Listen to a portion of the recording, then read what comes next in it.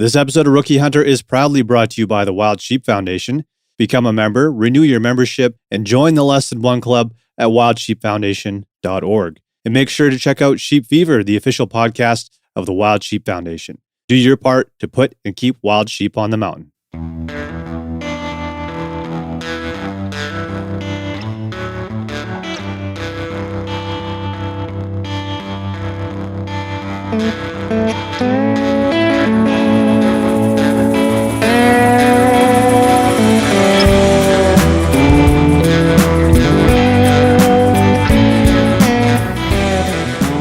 Hey guys, welcome to episode 159. Just me and Kelly today, kicking it old school. Always enjoy these. Garrett is buried in renovations still, and we haven't heard much of anything from him. So today we're getting into some range talk, a few more updates on Bear, and we get into the old Beaver social media debate at the end of this one. So hope you guys enjoy it. One quick thing here, if you are a woman, I know there's a few of you out there, and a few of you have reached out and said that you've applied for the Women Hunt program. You've only got a few days left to do so. This is coming out on Thursday, the 30th. You've got till the end of Friday, the 31st, to submit your application. If you want to know more about the program, you can go back to the episode we did with Renee Thornton and learn all about it. But it's a pretty amazing program for any women out there that are interested in learning how to hunt or learning more about it. But you do have to submit an application, and time is running out. So get on it. You can find more information and a link to the Women Hunt page on the Wild Sheep Foundation's website. But let's keep it short. Let's get into this one. Sit back, relax, crack an ice cold beer, and enjoy episode 159.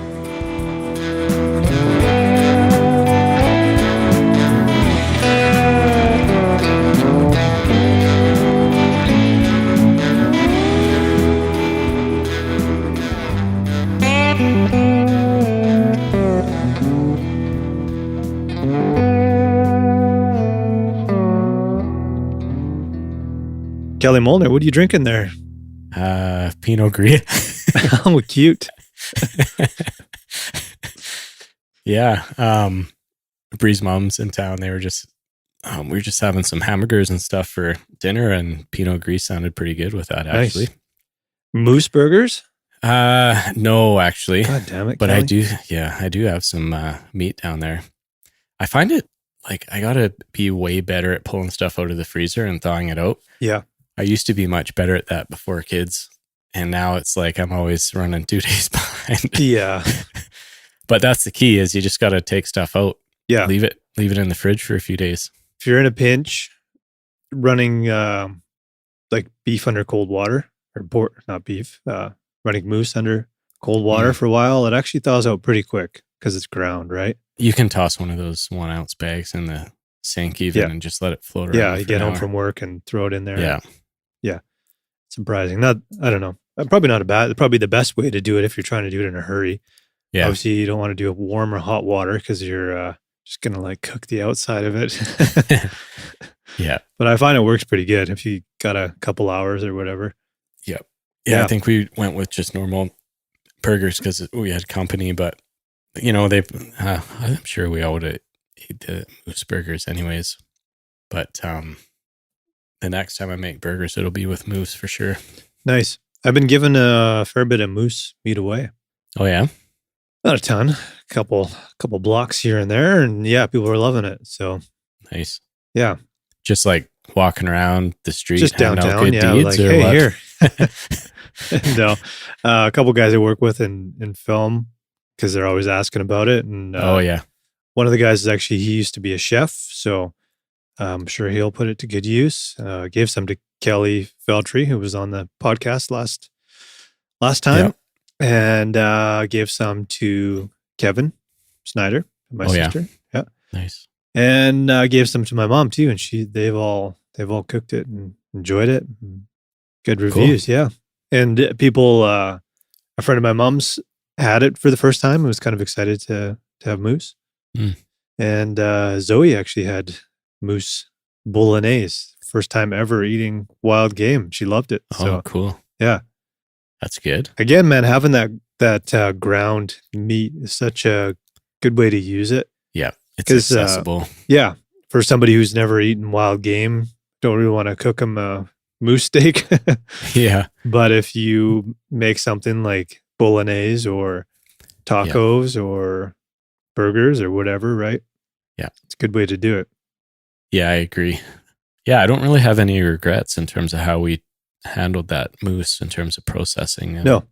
just, the fact that we had 4 guys and that by going with one choice, it gave you a lot of something as Yeah. opposed to, I just feel like we're always in that position where it's like, you get a little bit of this, a little bit of that. And you're like, I ate all the pepperoni already. And Yeah. I've only got 10 of these little bags of ground and you don't want to use them because you just want to hold on to them. And so, it was nice to just get kind of a big load of one thing for a change. Yeah.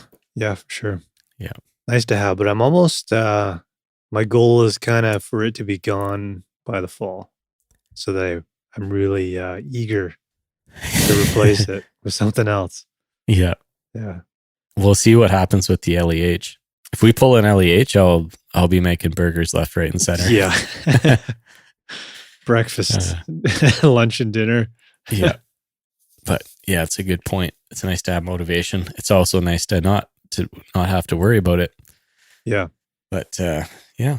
Yeah. When is it closed for limited entry? I think it's middle of June, I think. Okay. So we still got some time. Cool. Got it. I won't forget this year. There's no way. Yeah, I already bought the moose one and I'm just trying to figure out, what else to do. I'm going to probably do the moose one tomorrow. And I kind of wanted to strategize a little bit with you guys, see what you're doing. But yeah, I'm feeling like sticking close-ish to home this year is kind of what I'm after. Close-ish, within a couple hours sort of thing. Yeah. I can hear all the listeners like using a protractor. Drawing a big map circle right now. Let's say 2 to 4 hours. I'm just saying what I would do. Yeah. Get the fat map out. Yeah. Let's talk about the range. We were out at the range 2 days ago. Yeah. So we had to go to the range because you wanted to it's always good to double check that you're dialed in, right? Yeah. So the purpose of it, you've got I put a new stock on, yeah. So I put the Wildcat stock on, which I talked about. Looks awesome. It looks great. Yeah, it feels great. It's the Tikka T3 is a really nice rifle. Like the barrel and the action's super smooth. It's like as smooth as some super expensive, $3,000-$5,000 rifles. I should have took a shot on yours actually, just to see. Yeah. Well, I guess we'll get into that and to why it was a little more of an event than we thought it was going to be. But I thought, I do really like this rifle. I'd have a hard time selling it. There's a bit of sentimental thing going on there. And then I start, every time I look into selling it and getting something else, it turns into like this $5,000 endeavor. It doesn't make sense at all from a actual needs perspective. So I thought, I'll just put this new stock on it because it looks awesome. It feels awesome. And it shaves, what did I say? I can't remember. It's like 12 ounces or something off, right? Like it's almost like a pound off. So the whole rifle weighs 6.5 pounds, scope included. Yeah, it feels light, man. It's nice. Yeah. So thought, well, we need to go up there and shoot it because who knows if it threw the scope off or not. It didn't really, you don't really have to change anything with the scope, but I know that the gunsmith did take the scope off and then he just put it back on again. So it's always good to check if anything changes. You just go up there and shoot, right? So we go up there. Brought my, I don't have a lead sled or anything like that, but I do like shooting off those bags, like just shooting bags where you have the big one in the front and then the little one that kind of sandwiches the butt end of the stock in there. Works great. It works super good because you can slide that back one up and down and it adjusts your elevation. And then once you get it set, you can kind of just, like without holding it, you kind of just get it to where it just sits exactly where you want it to. And you almost don't have to do anything. You kind of tuck that leading hand under your armpit a little bit and just, it's perfect. So I've been super comfortable shooting my gun and shooting off those bags, like old stock, new stock as well. Shaving, I would say, almost a pound off that gun.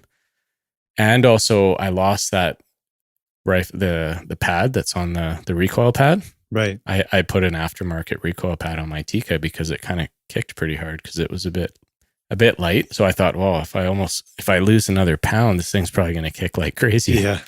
So he put this high quality, I think it's like a Packmeyer decelerator pad on it. Oh, okay. And it looks a lot better too. It like blends in nice.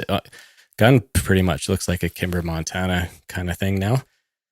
Long story short, just started shooting it and didn't really notice that much of a additional kick. Nice. Still felt good. It felt very similar. That recoil pad is pretty much feels the same as my old one did. So I was super happy about that.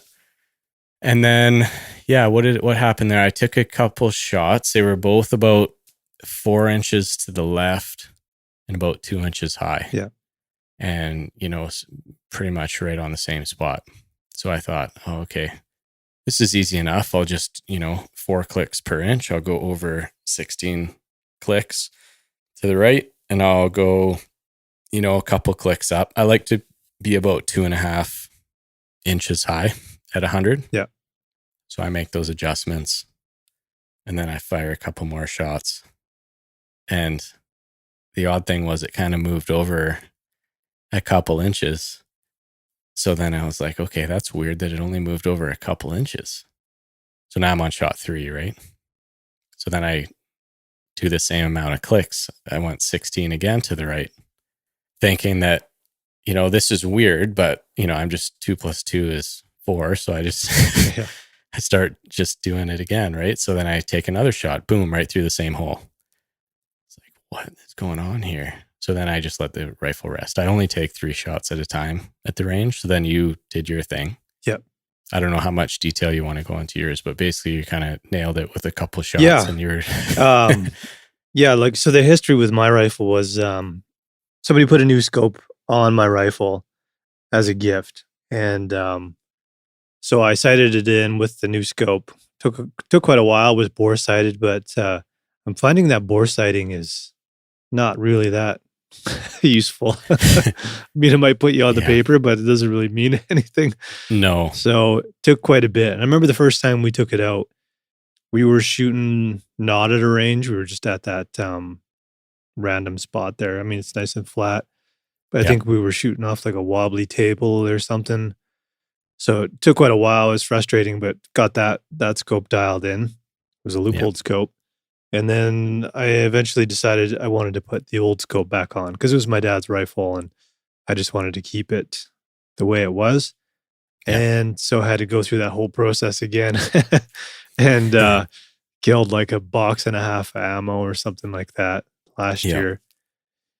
And so the nice thing was this year I took 2 shots, looked great. No, I was happy with it. So you know what? I just remembered from the first time when we were having trouble with your rifle. Yeah. We realized that your elevation and windage isn't 1 click is 1/4 inch at 100 yards. Yeah. I think it's 1 click is 1/2 at 100. Yeah. So that was a learning experience. It was, because that rifle scope is, I think they're all 1/4 inch now, but that's a pretty old scope and we just assumed, right? And I remember, and I don't even know if it said it on the turret. I think it was like in the cap or something. Afterwards, I noticed it. Yeah. Yeah. It was and then inside the cap on the other side. Now I know what's going on here. We're all over the map and it's so the funny thing is, and this was when I had my old stock on my rifle, was when we did that episode and my rifle was firing like dead on. Yeah. I was having a blast up there because I was just, the rifle was on fire and I'm like, I'm going to take a shot at 300 yards. Boom, 1 inch from the bullseye. And I was ready to fucking chuck mine over the bank. Yeah. Which is, it kind of seems like that's always the way it's been. It's like one rifle is perfect. The other one's kind of like out to lunch. Yeah. My confidence was through the roof and yours was like sinking through the...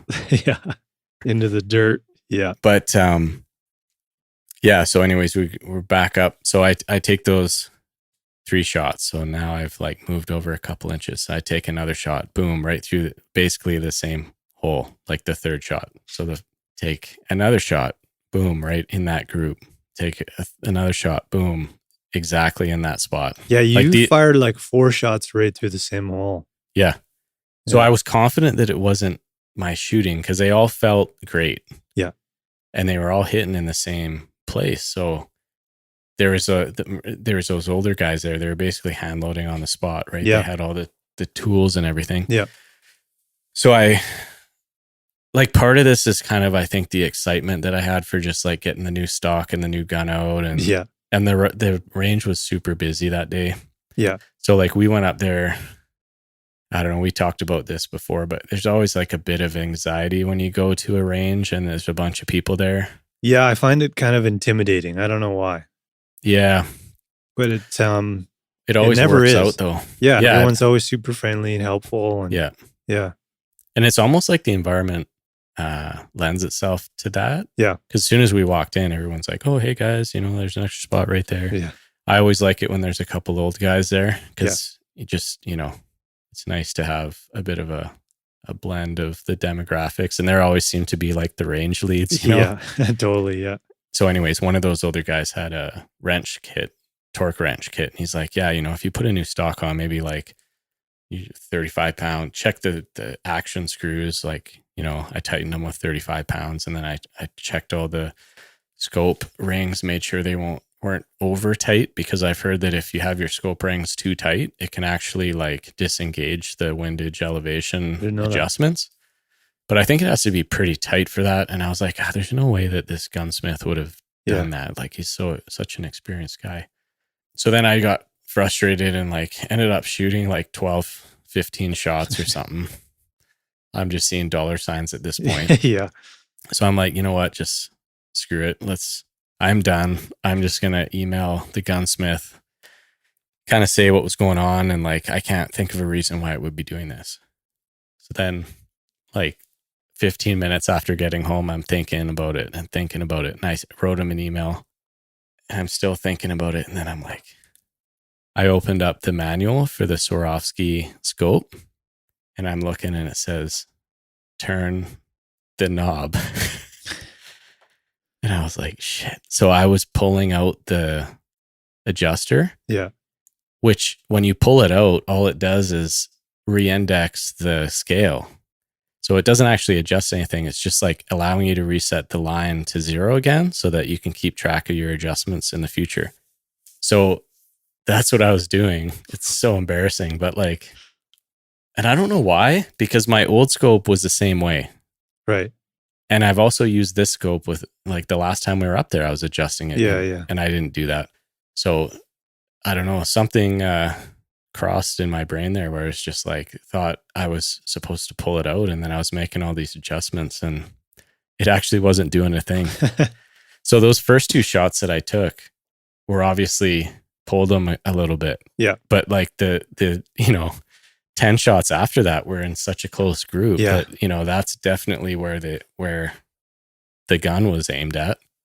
So yeah, basically I knew right off the bat that I was like, okay, well, now that I know that I'm actually clicking, I just went 8 clicks to the right, couple clicks high. And I guarantee I know exactly where I am now. Yeah. Probably right on the line, 2.5 inches high. Yeah. But of course I'll check it. But yeah, it was so I wrote the gunsmith back. I'm like, never mind, I'm an idiot. And then he just wrote back, LOL. Nice. Yeah, I don't know, man. I don't know why that happened, but yeah, you wrote back rookie hunter. Yeah. So yeah, you always learn something, right? Yeah. Even if you forget something sometimes. For sure. But yeah, lesson learned. That's funny.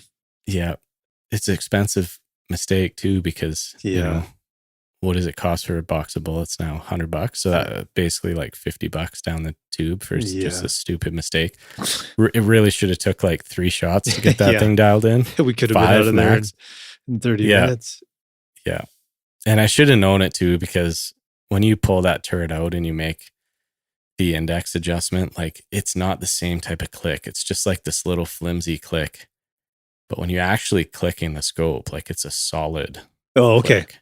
Yeah, because that was the interesting part. Because we're trying to, I'm like, man, what's going on? Like, because you can hear it clicking, and it seems like it's doing, making the sounds that it should be making, and and those first two shots are really what threw us off because it did move over a couple inches or an inch or whatever, right? So, So if you ever take a couple shots, make your adjustment, and nothing happens, you're an idiot. It's probably two things. One, you're an idiot like me, or two, your scope rings are too tight, which is very unlikely, I would say. Yeah. So that's the story of our. So true to form, one person nailed it, the other person wanted to throw their rifle down the bank. Yeah. So we reversed our roles. But I have a feeling next time we're both going to have a lot of fun up there just practicing. Yeah, for sure. Yeah, I only took those two shots just because it's kind of nice when you're like, hey, I feel good, rather than continuing to shoot. Maybe like, maybe I'll make a little adjustment, drop it up or like, increase the elevation on there a little bit or something just to leave it. Yeah. Know where it's shooting. And then last time, because I blew about $150 worth of ammo, I just wasn't into doing that again. So yeah. Next time we can go up there and kind of like really dial things in, and now we know how many clicks yours goes. Yeah. So I don't think we'll get 200 next time, or take a couple at 300 just for fun. And I don't like. I'm confident even with yours, we won't be getting into a situation where we're chasing it again. Yeah. Like I think we can fine tune it now that we know the adjustments half at 100 kind of thing. And that previous to changing the scope on that rifle, every time I would take it out, it was bang on. Yeah. So I'm hoping that's the way it's going to be from now on. I mean, I'm sure there'll be points where I'll have to tweak it a little bit, but yeah. And the other thing is, if you can't figure it out and it's just seems like an unsolvable situation, it's probably the easiest answer. Yeah, probably. That's probably true of a lot of things. Yeah, probably. Yeah, but at the very least, it's nice when you got a hunting buddy, and if you got one rifle that's shooting well, at least you've got that. Yeah. Even yours would have been usable, though, knowing you had a good group. You would have had to compensate for that. I don't think you would want to shoot out to 200 yards, but if you were shooting that something at 100 or closer. Yeah. Well, yeah, my elevation was fine. It was too high, like 2 inches high. But and then I don't know how many. I don't think it takes 10 bullets in the same hole to realize that you're 2 inches to the left. So I guess you could easily compensate for that, but not that you would have to unless you're shooting like 300. Yeah. Yeah, exactly. But we'll get it dialed in for sure. Mm-hmm. Yeah, for sure. But yeah, it's a bit of a drive to go out there, and it's a bit of an investment of time, and you could be hunting, right, instead of driving up. Yeah, exactly. Because our time is limited, especially together. Yeah. So that was more what I was frustrated about. Yeah, but now that you made those adjustments, I think when we go for a bear hunt, which will probably be next week or something, maybe we set up a target somewhere at 100 yards and set up something comfortable for you to shoot on. And good point. Yeah, make sure. Just take a shot or two and then carry on. I'll take those bags with us. Yeah. Because we can just shoot prone off the ground. Yeah. Basically put some bags out, make sure it's a good shot. And if it's where I think it's going to be, I guess that's a pretty good indicator. Yeah. I'm pretty confident it's going to be bang on. Yeah. But I'm also super excited to hunt with that thing. Yeah. So bear hunt, man. I've been out a fair bit, maybe 5-6 times or something. 5 maybe. Yeah. That's quite a bit. That's probably more than we ever have in the spring. Yeah. Are you rocking the stash too? I just noticed this. A little bit, yeah. Nice. See? Good luck. That's what happens when you go bear hunting 5 times. Yeah. So I've done various, I've gone backpacking 3 times, and I've gone FSR twice. No, hold on. Let me get this straight. So I guess I went out very early on an FSR and Figured I would hit snow. That one was a no-go. And then went 2 more times on FSR. So I guess I kind of have gone like out 6 times during the spring Nice. so far. And the backpack hunt, the first time I went on my own, didn't see any sign. Second time, I found some sign. I was out again on my own. And the third time I went with Kelly Veltri, who was again on the podcast. It took him on his first backpack trip. We went in and it was just that same sign that I had seen before, nothing fresh. And as I explained, that time we went in was during that big heat wave we had. It was 30 degrees, but we didn't see any wildlife at all. It was just too hot. Didn't see any deer. We didn't see nothing, man. Yep. So it wasn't good timing for that. But going on the 4 service roads, I went after the backpack hunts, and I was moose sign everywhere, man. It was crazy.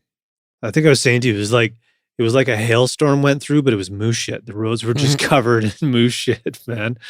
And Nice. I saw 3 moose on that drive, and found 2 piles of fresh bear scat. And so I'm like, man, I got to take Kelly Veltri up here because I saw moose, and I kind of felt bad because at the very least, when you take someone on a hunt, you want them to see wildlife, right? So I called him up, and then we went back up to the sort of the same areas again, and saw a little bit, or no, just that same bear sign that I had seen before, and then checked out an area that I didn't go to previously, and found some really big tracks in the mud that were probably, I don't know, maybe a week old or something like that, but they were big bear tracks, man, probably the biggest I've seen. So there's definitely bears up there. And we saw 2 more moose on that trip too. And Kelly spotted both of them, which was kind of cool.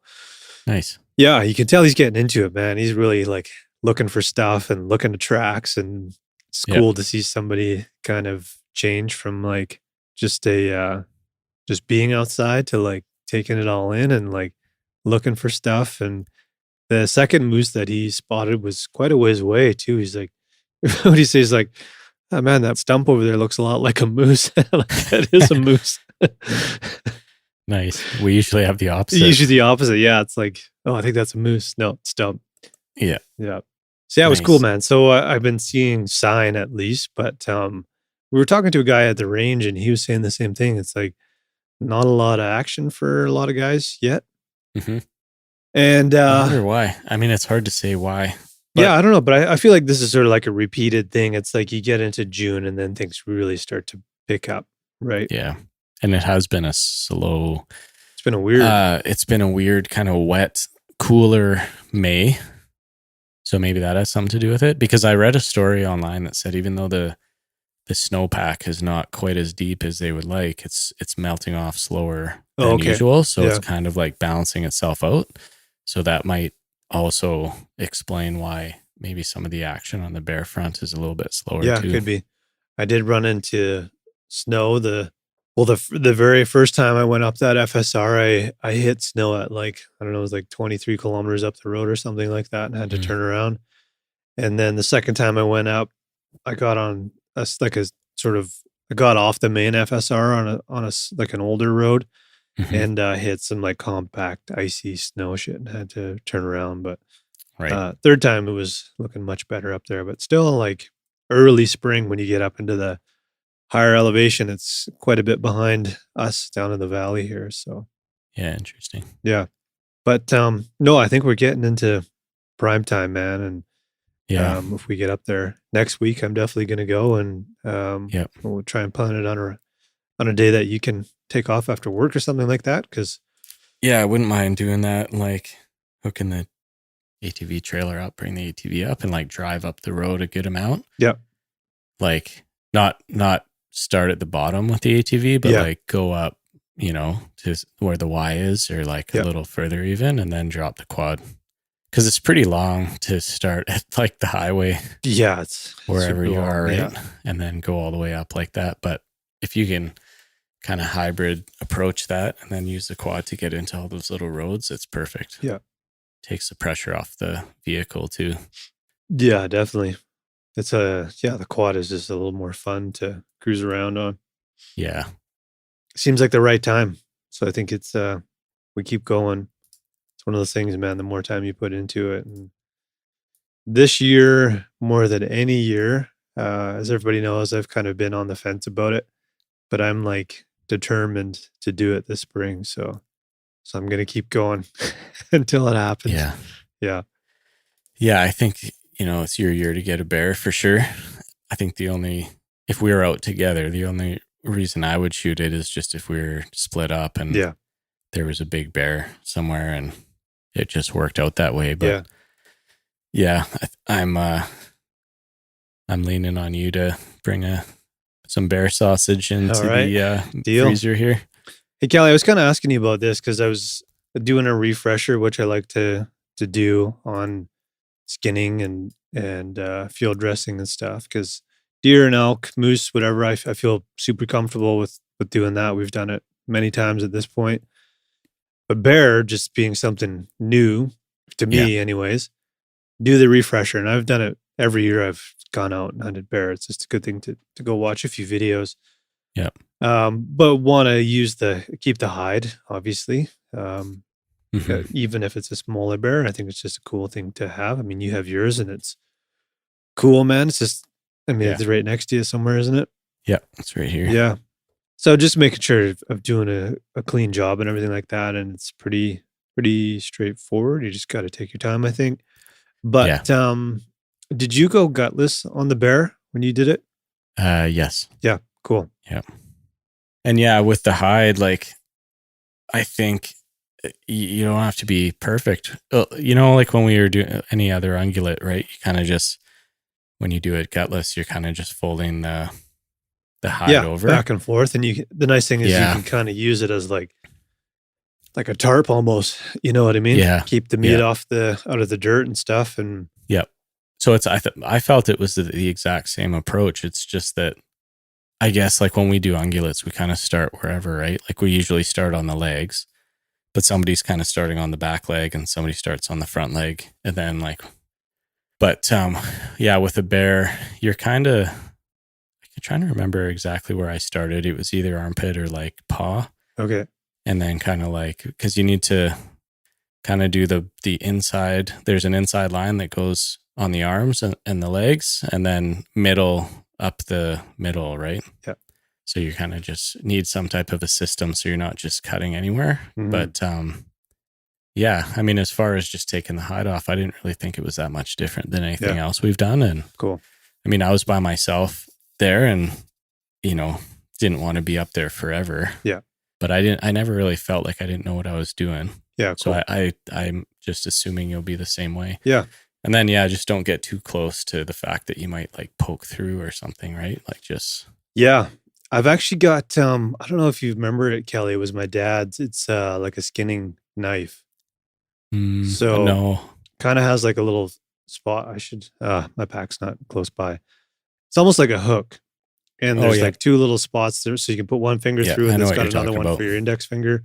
Yeah. And you just pull it along the hide and it opens it up that way. So the way that it's hooked, you're not going to pierce the gut or the intestines or anything like that.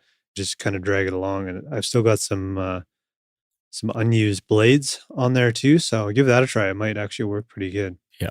Yeah. For sure. Yeah. You won't have any issues if you're out there by yourself. Yeah. But just, I just found walking up on a bear different than walking up on a deer. Yeah. And that's probably just like primal instincts. Yeah. Yeah. I was definitely using a longer stick to poke it. A day later, it's still a bit intimidating to walk up on it. Yeah, by yourself too. Yeah. You just think it's going to jump up and bite you, right? Just having a nap. Yeah. Yeah, man. So let me know when you want to get out there. It'd be fun to do it with you rather than on my own. But Kelly Veltri is keen to go out, so he can either join us or if you can't come, I can bug him to come too. Cool. So we'll keep the story going. But like I said, man, I'm pretty determined to do it this year. So we'll see what happens. Cool. I had a cool interaction on, what day was that? I'm trying to think. Late last week, I was visiting our friend Gary, who's don't have to go into the full story, but he's in a care home, quadriplegic, and his family was up here. So me and a friend went and visited him, and that friend always likes to bring up that I hunt, like in every situation. Yeah. Like, and I don't always like to bring it up. I like to kind of choose how that topic gets brought into social situations, but anyway, she was like, "Yeah, Mike was out bear hunting with Kelly because they know Kelly Veltri." Right. And it was Gary's mom, and she was like, "Bear hunting?" She goes, "Why the hell would you hunt a bear, Mike?" And she's like, "I'm not trying to be rude. I'm just like, I'm curious. Like, why would you hunt a bear?" Yeah. And it was kind of funny because you could tell like her initial reaction was like, "What the fuck?" Like, Yeah. Mike, like, I didn't know you had this in you. Like, what are you doing, man? Well, yeah, and she was being nice about it too because she's known you your whole life. Yeah, exactly. Yeah. Yeah. So I could tell it was like she was kind of initially shocked and kind of not really into it, right? Yeah. And then, but she's like, "No, like, explain to me, like, why would you hunt a bear?" So I'm like, "Well, first of all, you can eat them." She's like, "Really?" So she didn't know you could eat bear, and like, yeah, it's really good. Like, I always tell people who haven't eaten bear, and like, it's like pork. Let's look at it that way. And so I said, "Yeah, had eaten bear, and I really enjoy it, and you know, it's just like eating pork." And then I said the other thing too is like black bears will actually eat fawns, calves, lambs, kids. Like they're opportunists, so they will eat anything, right? And it's spring, and all of these things are being born now, right? Yeah. And she's like, "Wow, I didn't know that. I thought they only eat like grass and leaves and shit like that, and bugs or whatever." And so she was kind of surprised by that. And I think anytime you bring in like, people like bears because I mean, I love bears because they're interesting animals. They're cool looking. Yeah. But that's what I think where people get emotional about it is because they are the cute teddy bear that you grew up with. There's all these connections to a bear, right? But as soon as you explain to somebody that they eat something that's even cuter, which is a fawn or a moose calf or a lamb, they're like, "What?" I didn't know that. Yeah. So it kind of like they were just eating huckleberries. Yeah, exactly. It doesn't like necessarily like demonize them, but it's kind of an eye opener to people that's a reality for black bears. And to be honest, I don't think with black bears that is a huge part of their diet. But like I said, they're opportunists. So this time of year, if they come across a fawn laying in the grass somewhere, good night. That thing's gone, right? Yeah. So explain that. And I said, in this area that we hunt in, I sort of broke down what was in this area. And I said, some of these species are sort of struggling and their numbers are either stable and not expanding or they're declining. So I said, by taking a bear or two out of this area, and I said, by no means would you ever want to kill them all. That's not a good thing to do either.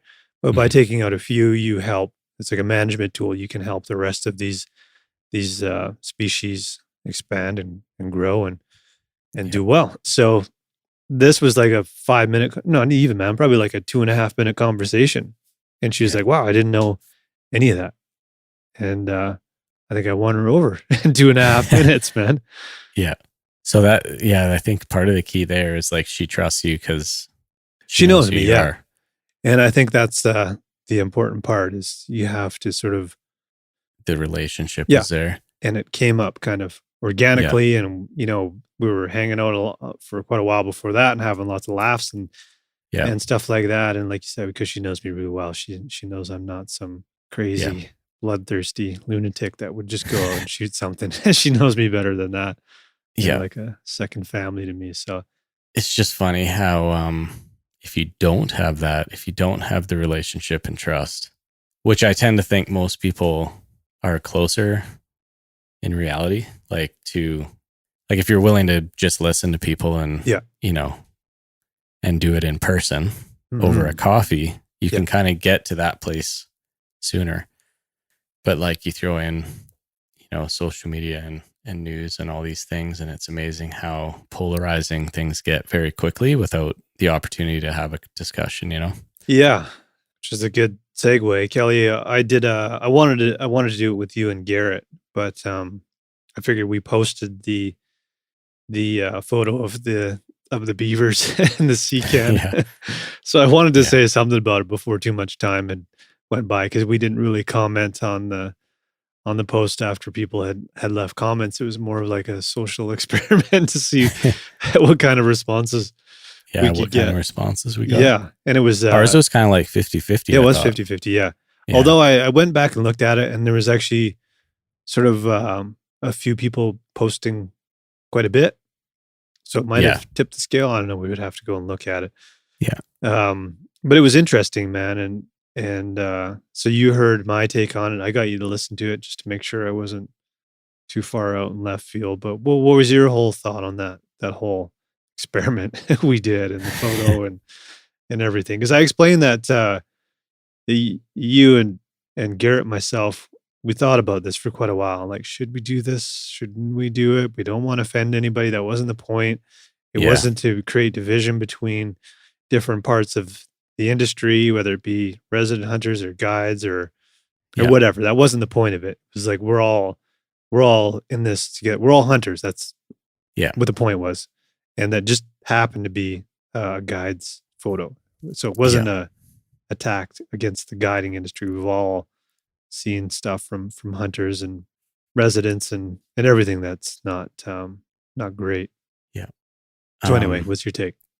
It was an interesting exercise for sure. I think we saw two perspectives. Like, one was kind of the like, we ultimately, and I think we put this in the post, that we want to kind of control our own destiny. We don't want somebody else to control it for us, right? And that's kind of like this general risk that we've, not just us, but like others in the community have talked about, is like, you kind of got to be careful what you put out there, because you don't want to give that power to public emotion, policy makers and voters that might outnumber you. And then, you know what, you've kind of lost your position and your decisions would get made for you, right? As opposed to having some level of control over it. Yeah. So like, and in a way, we kind of saw two different perspectives, which I thought were both trying to control that outcome and like protect our rights, and like, kind of go about like, what's the best way to go about this so that people understand what we do and why. Yeah. And like, you get there's one crowd where it's like, we really have to think about what we put out there, because if we don't, you're driving and fueling this emotional side, which could take over. And they're like, you know what? We don't like grizzly bear hunting. And then boom, there's no grizzly bear hunting in BC. And that's exactly what happened. And it's like, well, no, because all the science is pointing that there should be grizzly bear hunting. And they're like, well, too bad. And then there's the other side of the equation, which is kind of like, we shouldn't be changing what we're doing. And if you don't like it, look somewhere else. Mm-hmm. And if we start changing what we're doing, then that's a slippery slope that's going to lead to X, Y, and Z. And it's like the common denominator there is we're all just trying to protect the future of hunting, right? Yeah. But I think the other, like for me, when I saw that, the thing that it kind of raised to the surface for me was like, in that picture, if the beaver was a means to an end, like if it was for the purpose of bear hunting and trapping, like, fine.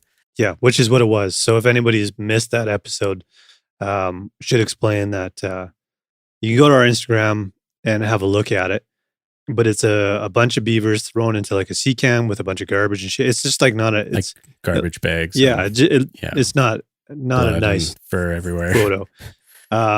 No real explanation, but he was looking to purchase up to 3,000 beavers, I think is what he was after, which is a lot of beavers. It's a lot of beavers. But didn't explain what their use was or anything like that. But he is a guide and he uses them for baiting in Alberta, which is all legal. So nothing illegal or anything like that. It was more so just the photo and the approach of like not really explaining what it was for. Could have done it without that photo. It almost seemed like troll bait a little bit to put that out there. You know what I mean? So, and to who really, right? Yeah. Like, because, like for me, this trigger that it kind of hit for me was the respecting an animal, Yeah. respecting living things, right? And I just don't see how a photo like that shows any respect to those beavers, even if they are part of a means to hunting something else. Yeah. Like, and that's a chord that's going to strike a lot of hunters, and it's also going to strike a whole lot of non-hunters. Yeah. So I just don't see what the value is in kind of putting something out there that could be taken that to the extreme with, and it's not even really providing any value, like No. like the alternative, like let's just imagine an alternative post where it was like a close-up shot of beaver fur. Yeah. And then the caption was exactly the same. Yeah. I'm looking for 3,000 beavers. It doesn't matter to me if they write it's for bear hunting or not. I think it would at least give it some context though. It's like, because so this photo showed up in someone's feed and they had no idea what it meant. Yeah. So I think if just by saying what it was for would have helped to kind of explain a reason behind it, right? Yeah. And it's not even like to compare it to, like, we've posted grip and grins before, and like, even that, you kind of try to do things respectfully and think about how people are going to take it. We've seen a lot of people do creative things where they're not just doing the standard. They're kind of like switching it up a little bit, doing a close up of like a hand on an antler or, whatever. It seems like there's a bit of a trend to kind of find that middle ground where it kind of, people show respect. And the old school photos, I thought always showed some that respect too, right? I mean, it's really hard to find where that line is, and I don't think it is tricky, man. But like with the moose, for example, we took a bunch of grip and grins, all of us in front of it or behind it. We all shuffled around the various arrangements of me and you and your dad and your dad and Randy and so on and so forth. But those photos were for us. Yeah. We share them kind of in our own family, right? Yeah, friends and stuff. So we know the people who are going to appreciate that, and they're going to know the backstory to it, and they're going to be like, "Oh man, that's awesome! Kelly and his dad got a moose together," and they know they can piece the puzzle together by seeing that photo because they know the backstory and everything like that. But those weren't really great photos. The one that we went with was your dad clipping the tag, but you can still see the moose behind it, but. Yeah. So a photo can raise curiosity rather than anger, I think, if you do it right. Yeah. I mean, I think it's all about storytelling. Yeah, exactly. And I get that the point of that post wasn't to storytell. It was to actually support a business and to like accomplish a deliverable. Beaver, not ours, just to clarify. Yeah. But I just think there's, we always have to think about that storyline. Like another example would be, coyote hunting and like predator hunting. We know that there's a wildlife management component to it. We know that people probably need to do more of it because it's an opportunity that a lot of people don't take because it's difficult, right? It takes a lot of time. Yeah, well, the sheepherds up around Kamloops, I think coyotes are one of the main issues up there. Yeah, exactly. So like there's definitely a reason for it. Yeah. But, what if somebody went out there and, hit the Guinness Book of Records for amount of coyote shot? I'm assuming there's no bag limit, but maybe there is. Let's just assume there isn't. Yeah. And they put like 500 of them in a hole and took a picture of it and put it online. Yeah. And it's like, well, one, that might not stay in the circle you think it's going to. Yeah, exactly. Two, I'm sure we can manage wildlife while respecting all the animals in the equation. Like, why do we have to totally disrespect the coyote, Mm-hmm. Like, we can kind of do these things together, even though that's a complicated concept. Yeah. And like three, if that gets out, you're basically shooting yourself in the foot for ever being able to do that again. Because like you get into the wrong hands and that's going to be like a voting item in the next election. Yeah. And then all the other wildlife suffers as a consequence. Yeah. And like back to the beavers and the bear, like a lot of people, me included, didn't actually know that people were using beavers to bait bear. And like, if there's a reason for it and there's other wildlife management aspects to it that are there, like that's okay. Like open mind here. Totally. Yeah. But at the same time, what are the chances that a photo like that could actually ruin bear hunting for everybody? Yeah. Because now not only are the people that don't like bear hunting trying to go after bear hunters, but they also now know that you're killing other animals to kill bears. Right. So it's like, I just don't see the value. Like the value on the con side seems much higher than the pros in that case, and how that story is being told and posted. So anyways. Well, I mean, so like the banning of grizzly bear hunt, you can probably trace that back to one event, which was it a hockey player that shot a grizzly bear? It was something. Yeah, it was somebody that basically paid for a guided hunt, and then they took a grip and grin with a bear. And I'm pretty sure you can trace the banning of grizzly bear hunting in British Columbia to that event. The discussion got very hot. It was in all the big newspapers and everything. And it was right around election time, I'm sure. I'd have to double check, but I think it happened pretty fast. And I mean, that's to me, that's just a very clear example of why we should be very mindful of what we post. And across jurisdictions too. I mean, like, I think respect is common across all jurisdictions, but like sometimes the rules and the way in which you can hunt is different. And there's, I'm not bashing anything. Yeah. But like some of those people might come to BC and hunt, and it's like, okay, well, we can't actually hunt bear here anymore because somebody posted something in Saskatchewan that, rippled across Canada, and, people jumped on it here because of whatever reason, the political, like whatever the environment is here. Yeah. And the emotion levels, and boom, it just drives change in other places. Yeah. So, and sometimes that shit like goes to the news globally. Yeah. We just have to be very, very careful, I think, man. Yeah, I agree. I think we've explored this idea before, but it's like if the beef industry advertised the same way hunters do, like how much meat do you think would be sold? Yeah. And like when we say hunters, I mean, maybe it's like there's definitely a spectrum of how people share. Collectively, yeah. But I mean, like advertised in a way that showed the kill, how many people would consume it, Yeah. So I've prepared something for you, Kelly. Oh, nice. Are you ready for this? Yeah. If it's too stupid, we can cut it out. So here's an ad I found from the beef industry that sort of mimicked what we're doing in the hunting industry. You ready for it? Okay. This family here is the Johnsons, and they're enjoying some grade A beef.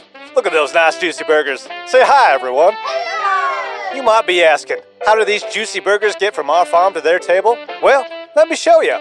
Behind me, you can see hundreds, maybe even thousands of cows packed together like sardines, standing right there in their own filth. Ain't that something?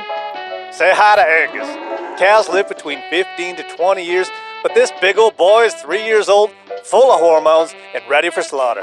Come on, little buddy. Before we kill him, we're going to take a real good look at him and make sure he's good and healthy. That back leg looks kind of fucked, but yep, he's ready. Next up is my favorite part. We're taking a good old-fashioned hand-operated bull pistol, and we're going to blast him right in the head. Give me that thing. Let's watch that again in slow motion. Oh yeah, those back legs are still kicking, but rest assured, he's unconscious and sleeping like a baby. And while he's out, our highly skilled worker Timothy is going to grab a nice sharp blade and slit his throat. Say hi, Timmy. Hello? It's about to get messy, folks. Once all that blood is drained out, old Angus is off for skinning. And after that, it's time to rip those guts out. You don't need those anymore. Now that all that nasty shit's out of there and he's all cleaned up, we're going to give him another good look-see, and it's time for final preparations. We're going to slice them up into various cuts and grind them up for those burgers you're having tonight. Well, enjoy, folks. There you go. How much beef would that sell, Kelly? Yeah, I don't think it would sell very much. I think it would drive some policy is what it would do. Yeah, I think that would create a lot of vegetarians. But yeah. Anyway, that was too stupid. We can cut it out. But obviously that's a parody of, if you were to mirror the way that as far as PR goes in the hunting industry, that's kind of how it could be viewed, right? It's kind of an exaggerated version of it. But if, say you went to the meat counter in a grocery store and they had a video on a loop of a guy with a bolt pistol Yeah. knocking a cow out and gutting it. And I mean, they would sell nothing, right? So, Yeah. Well, I think the flip side to that too is like, you could argue that people should know and they should be comfortable with it if they're going to eat it. But I think that it goes back again to how are you telling the story, right? Like, because if it's just going to be taken for, like, I'm taking somebody that's grown up as a farmer or a hunter and it's like taken for granted and this is the way it is. So like tough, like here it is, I'm going to throw it in your face. Like the reality is that there's probably more people that don't have experience. So we need to think about how we engage so that we, again, kind of stay in control of our own fate here, and keep this, for future generations. But like, it's about, respect, storytelling. Yeah. To your point with that commercial, I don't think that's going to win a lot of people over. No, it's not going to win them. So here's the way I look at it too, man, is like, I think the majority of people today want to know where their food comes from. And I think nobody ignores the fact that the meat that they're consuming was killed. But I think a lot more people now want to know, like, where the farm is, where they're purchasing their meat from. So people can go to a local farmer's market, they can meet the farmer, they can go on their website or whatever, and they can see the farm and they can see how the animals are cared for. And even when you're driving, whatever, on a road trip, you can drive by a field of cows and admire the beauty of thing that you're looking at if they're out in a big green pasture and they're cool looking animals and you know what those animals are there for, right? Yeah. Nobody's completely blind to the fact that if they're eating beef or pork, that was an animal and had to be killed.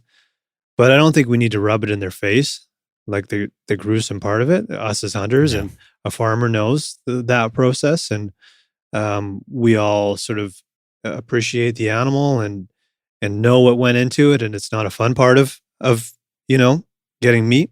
Yeah, I don't really enjoy killing stuff, but it is necessary for if I want to consume meat.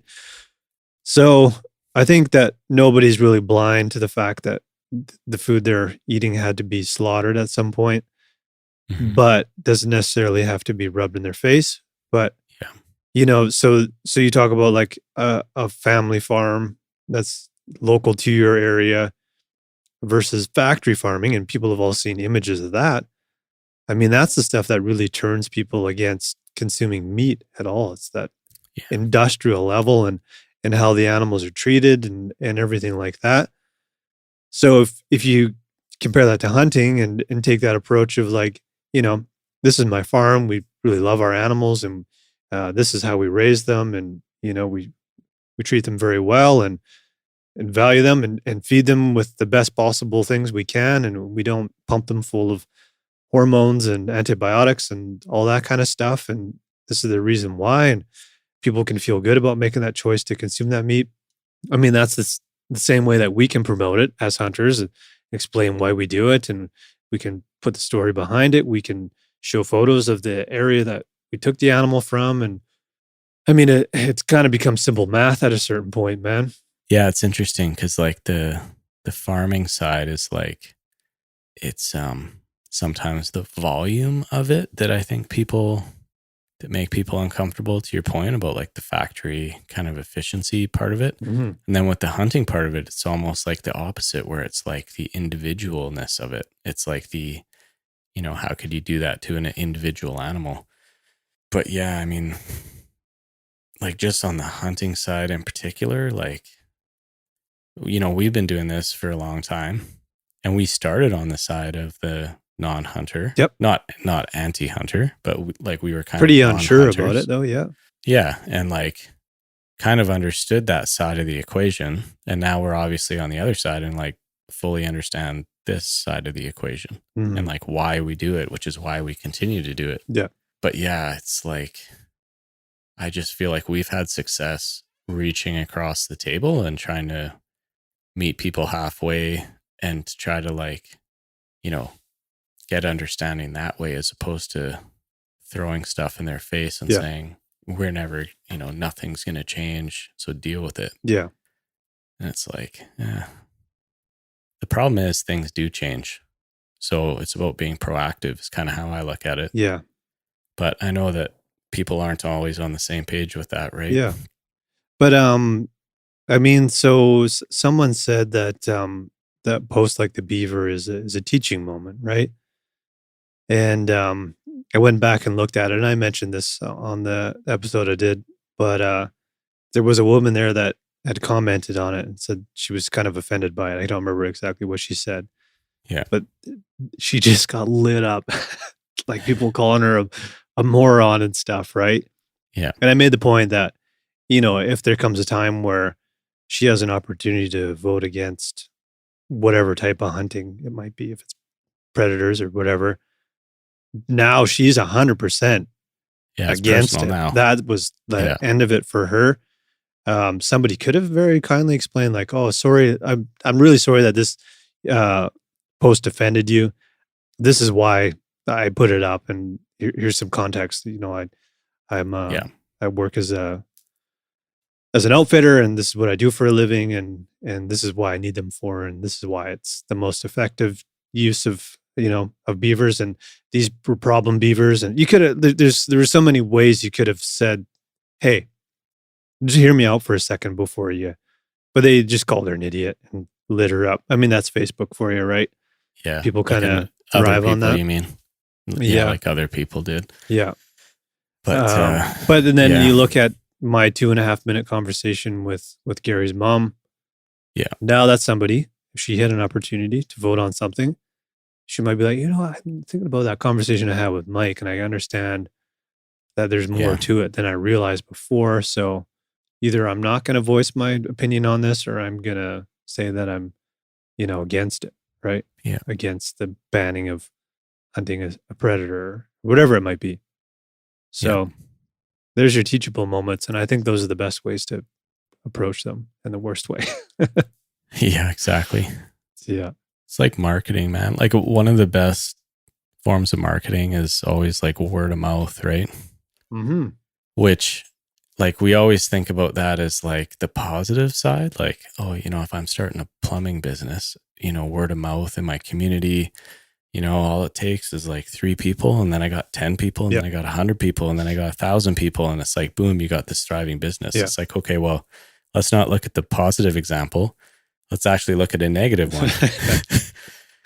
So, okay, now you got one, you know, lady that's supremely PO'd. What happens if she writes a letter to her MLA or to her, you know, local news agency? And then boom, like one thing leads to another, and word of mouth happens the same on both sides of that coin. Yeah. So, you know, it's one thing to kind of put your head in the sand and say, you know, I'm not changing, tough. Like, this is the way it is. So deal with it. Yeah. But like, to go to a more positive point, in 2005, I think there was 85,000 licensed hunters in BC. And in 2020, it rose. It's been rising since 2005. In 2020, it's 20% higher at 107,000 licensed hunters. Wow. So we're doing something right. Right. And maybe, you know, I would assume a good portion of that relates to like food, right? Like people maybe understanding the food side of it. And you know, there's, you know, we know there's a lot of reasons. But like the point is, what's the population of BC? You know, X million, 3 million, 5 million. I don't know. I don't know what it is. I know we need to Google it. Yeah. But my point is, it's a way bigger number, right? Yeah. Than 100,000. So like, I'm just looking at the math, you know, like, okay, there's 100,000 people that are licensed hunters in BC. There's a whole hell of a lot more that aren't. Yeah. So why would we want to overtly just disrespect and piss all those people off? Yeah. And like, you're going to get that small percentage of the anti-hunter community, which you're probably not going to want to focus any time in. Yeah. But there's so many people in the middle. Yeah. Yeah. That I think are an opportunity. Yeah. You know? So like when you see posts like that, where it's like, get on the train or get off, I'm kind of like, you're literally just missing an opportunity. And I'm not saying like we want to convert all those people into hunters. I'm just saying like, give them a window into it. And yeah, you just want to like, it's an opportunity to let people understand why you do it. so that they continually are comfortable with the heritage of Canada and why people hunt and why these 100,000 people are licensed. Mm-hmm. Like that's, I think, the opportunity that we have. So it's just a bit frustrating to kind of like push it away. You know, it kind of feels like pushing that opportunity away to me. Yeah. So I know some people disagree with us, but I think this is kind of a point that I want to keep preaching a little bit, not on every episode or anything like that, but just be mindful of what you're putting out there. That's it. Just think of how it can be interpreted. And yeah, I mean, I think we're both like genuinely just trying to figure this out and trying to like for the greater good of hunting, like what should we be doing as a group? And it's not about pointing fingers. It's just about like what's the best path here. So, I mean, if somebody comes out tomorrow and says, you know, here's why you're wrong, like I'm going to be willing to listen to them. Sure. You know, and take that in too and just continue to think about it. But like from what we know now, we're kind of on the same page, right? I mean, based on everything we just said. Yeah. Just want to make sure, James can go out and hunt when he's 20 years old or whatever, 15 to 20 or 30 or whatever. But yeah, PR problem. I agree. Yeah. Well, if you made it this far, that's what you get. That's what you get. So anything else you wanted to add, Kelly? I think we should add a couple tunes to our playlist. Oh yeah, before we go. I've got one. Charlie Crockett, who claims to be a descendant of Davy Crockett. Oh really? Charlie Crockett. Yeah, he is kind of like a country. He's got some cool sounds in there. Like he's got some almost soul kind of bluesiness in there too. He's got a new album out called $10 Cowboy. And the song that I'm going to put out there is Hard Luck and Circumstances. Nice. Cool. It's a cool tune. He's got a lot of cool ones. He seems like a good songwriter and it's got a good feel. It's easy to listen to. Kind of got a bit of a country vibe there. It suits the podcast, I think. Well, I'm going to take a hard right from that. I'm going down to Washington to the Gorge Amphitheater, which we shared a good story about Tom Petty in the Gorge Amphitheater. I'm going down there to see the Red Hot Chili Peppers. Again, I saw them last year. It's one of my favorite bands. It's no secret. So I'm pumped to see them. But here, can you hear this? Suck My Kiss is the tune. I wish I was going down there. Yeah. So I don't know. This is a great tune as far as like, if you listen to how locked in the drums and the bass are, listen to that. Yeah. So Flea and Chad Smith are like just next level rhythm section, and the kick drum and the bass just like totally locked in, and that's what makes those guys what they are, man. Yeah. Oh, and then they have John back too. John's back, yeah. I had concert tickets to see them in Vancouver and I had to cancel. I can't remember exactly why. And I was bummed about it. And then, now they're at the Gorge. But yeah, we went last year and I hadn't seen them since Stadium Arcadium, which was like 10 years ago. Yeah. And that was with John too, right? 20 years ago. Jesus Christ. Yeah. So, and then John was missing for wait, that was 2006. So almost, yeah. So John Frusciante, that was his last tour. Yeah. And then I didn't go to any concerts between then and last year. And then he joined them again. And I'm like, oh man, he's back. The Chili Peppers are the way I want them again. And so I went and saw them in Vancouver. And there's part of me that was like, man, they're getting older. They're in their 60s or whatever, right? I should go and, see them while I can. That kind of mentality. I'm sure they're going to be around for a long time. But they were unreal, man. The energy of those guys, they're all like super youthful and healthy and just running around like freaking maniacs, and they're hilarious, and they haven't changed a bit. I was like, man, these guys are like 60 and they still seem like they're in their prime. It was a really good show, and so excited to go again. Awesome. Yeah. Well, have fun. Yeah. I wish I was going too. Yeah, I know the Next Gorge time. is such a, we'll have to pick a show and go down to the Gorge. Yeah, I agree. Rookie Hunter does the Gorge. Yeah. Garrett, return you're invited to the Gorge. Cool. Well, Peter Dinklage, it's been good talking to you. Got my, I couldn't think of a name to put in there. I always just put my name, so I thought I'd switch it up. Switch it up. Yeah. Nice. Okay, buddy. Cool. Well, we'll see you next week, I guess, for some bear hunting. Maybe we'll bring Sounds the good. recorder and we'll do a repeat of Yes. your hunt. Sounds good. Okay, man. Cheers. Cheers.